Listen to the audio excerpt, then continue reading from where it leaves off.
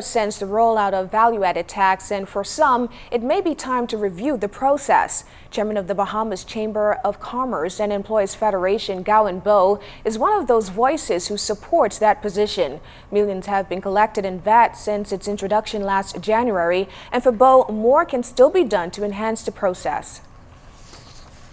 There needs to be a post-mortem in terms of what are the success stories, what are the challenges, where are the areas that we need to improve and tweak.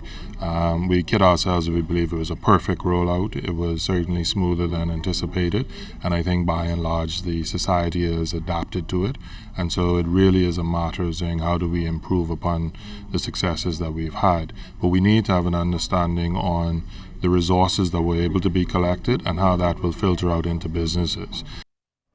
He also questioned whether there are still planned reductions of areas like business fees and other rates as a result of VAT.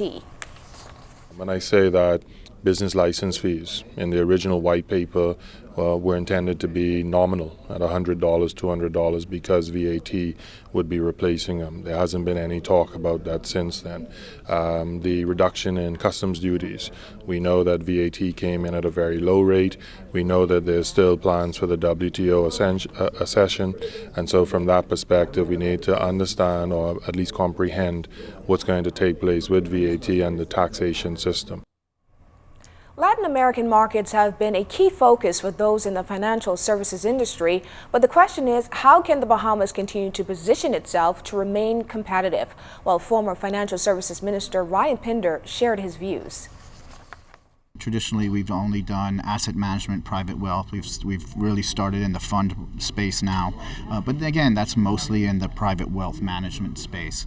I would have been a large proponent of the Chinese currency trading hub here in the Bahamas and creating that trading platform, because that brings different aspects of financial services here to the Bahamas.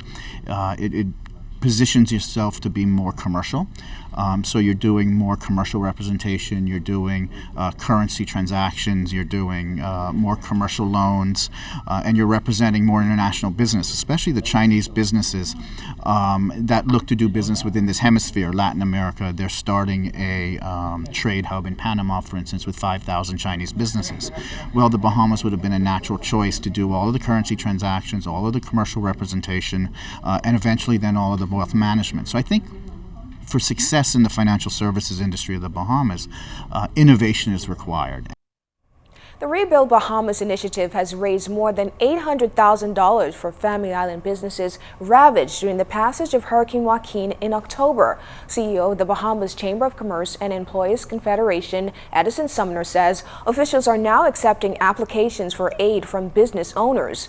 Rebuild Bahamas is a partnership between the Chamber and Rotary Clubs of the Bahamas, and Sumner says some $220,000 was raised during the Rebuild Bahamas telethon in October. Rotary has raised more than $300,000, and the More Bahamas Foundation has contributed $120,000. The Bahamas Entrepreneurial Venture Fund has also partnered and made $250,000 available for the effort. Work is done. The application is now available on the Chamber's website, thebahamaschamber.com, where anyone who is now interested in applying for assistance from the Chamber, from Rotary, and from the Venture Fund.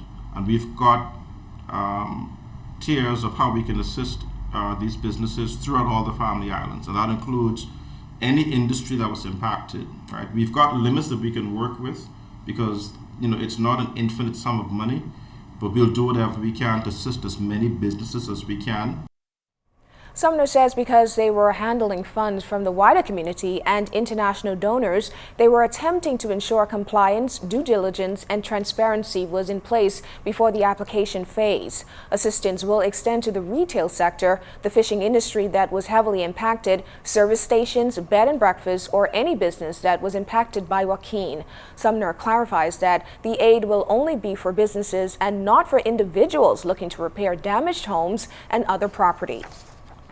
If you were impacted by the hurricane and you need assistance in helping to get your business back up and running, please contact the Chamber of Commerce. The number is 322-2145, or better yet, visit our website at thebahamaschamber.com You will see the Rebuild logo there. Click onto that logo. It opens up the framework. It opens up the application form. You complete the application, submit it back to us with the requisite documents that we're asking for, and we have promised a very, very quick turnaround within days to be able to make a determination as to the level of support we can provide for these individuals. It's time now for our weekly poll, and we want to hear from you on a question posed on Mondays with the results revealed on Friday. This week's poll question: is majority rule significant to you? How do you feel about this? The choices are yes, no, or no opinion. You can log on to our website www.znesbahamas.com and vote in the poll. The results will be made public on Friday.